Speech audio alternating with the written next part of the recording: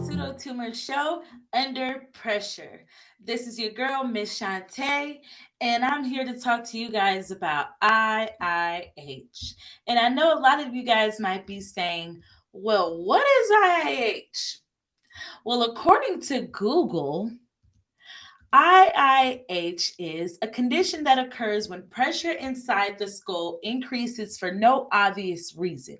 Idiopathic intracranial hypertension is most common in women of childbearing ages, and it's usually in obese women, so they like to say. It is a rare disease, fewer than 200,000 cases per year.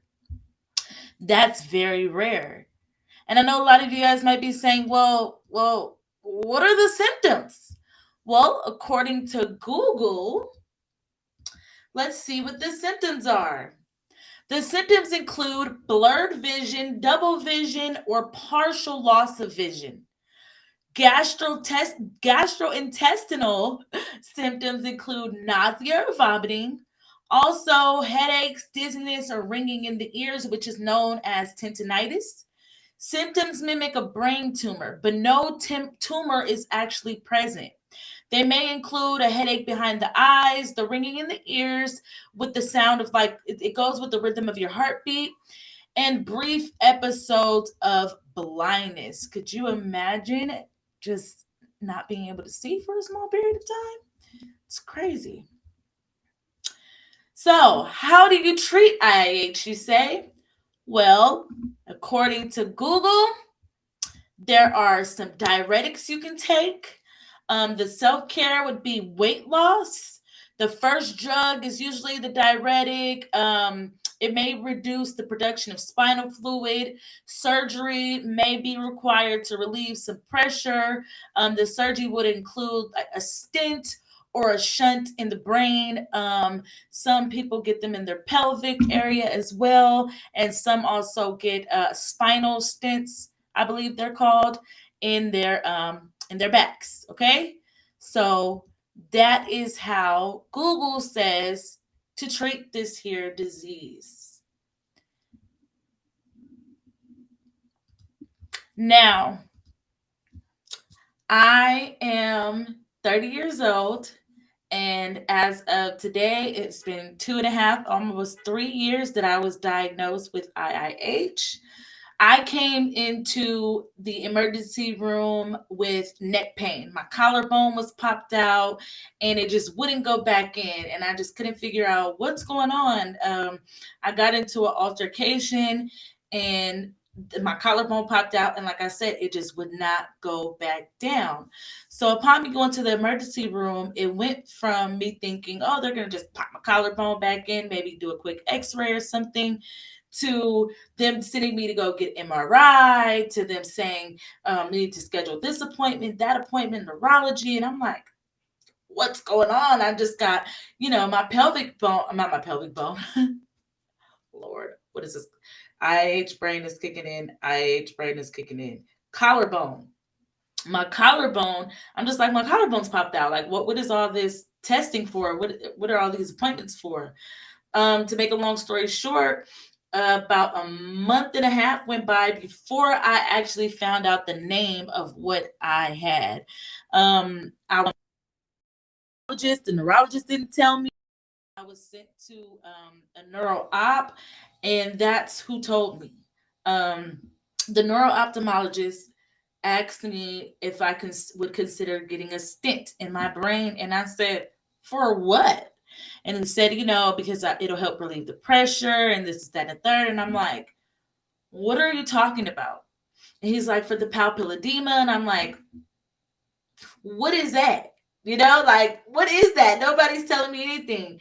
And then he said, well, nobody told you what you have. And I go, no. So he went further to explain what I had. And I started doing research. And I'm like, oh my God, I'm out of here. You know what I'm saying? I'm out of here. I'm gone. There's no way that I could live through this, I was prescribed gabapentin and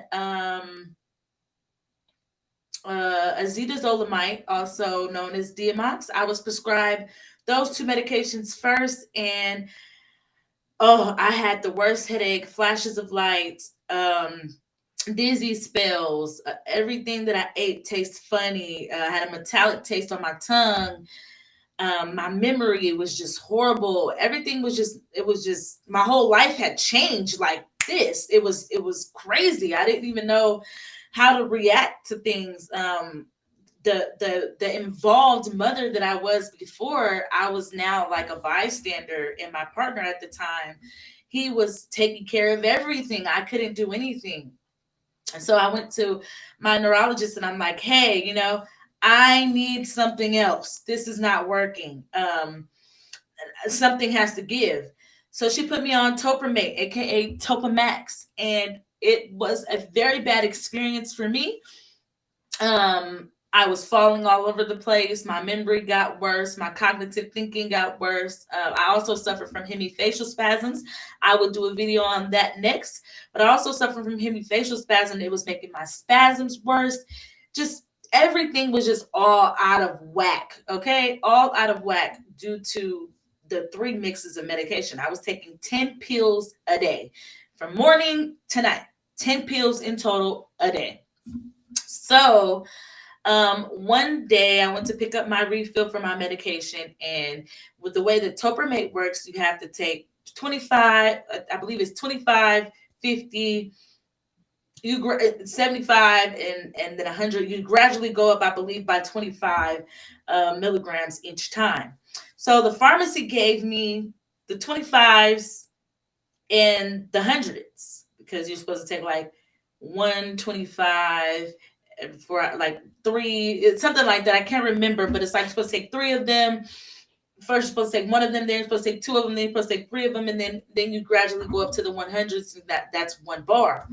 So, being that my brain is all, wishy-washied up, I just picked up the medicine I knew I had to take. I didn't look at the milligrams, and I took it, and it was the 100 milligram, and it was horrible experience for me, a very horrible experience for me. So after that experience that I had, I made the decision to get off all the medication and find holistic ways to feel better. I thought I could cure, I was like, I need to cure myself. I need to cure myself.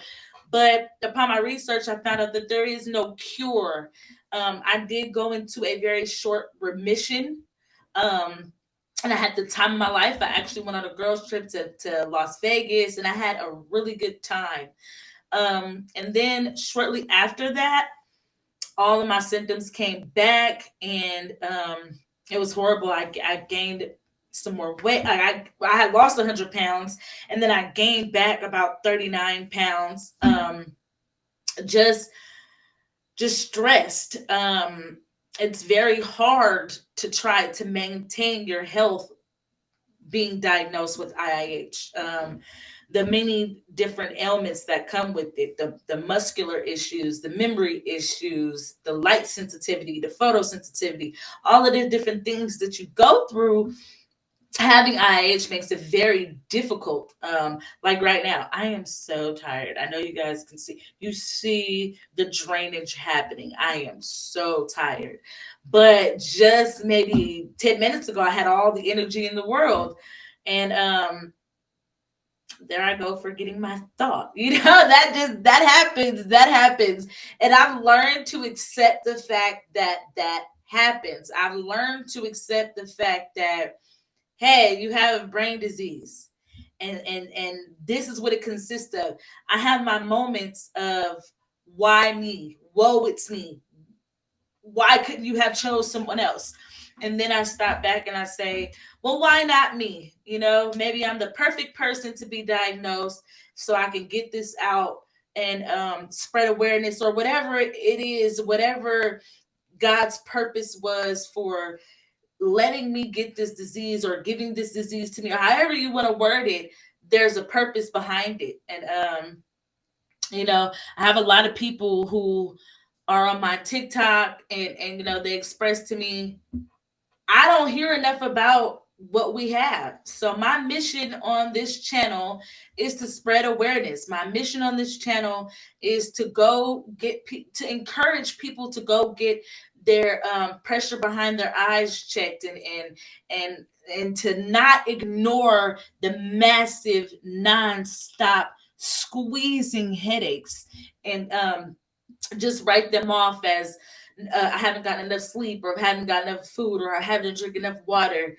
Don't just write them off, because what can be you think is just a very severe headache could actually be an actual brain disease, and there are things that can happen by this brain disease never being addressed that you do not want to happen. So, um, yeah, I thank you guys for watching and hanging out with me. I'll make sure to continue to push videos and get everything on out there. I would love if you guys would chime in the comments and just let me know what more you would like to hear about when it comes to pseudotumor, what you would like to see, and things of that nature when it comes to pseudotumor, because it's just not talked about enough. And I want to make it my mission to talk about it. So until we meet again, our next video will be debunking 5 myths about IIH. And it's a good one, guys. It's a good one. So again, make sure you like, comment, subscribe, share, get the video out, spread the awareness, and you have a nice, blessed, pain-free day. Until we meet again.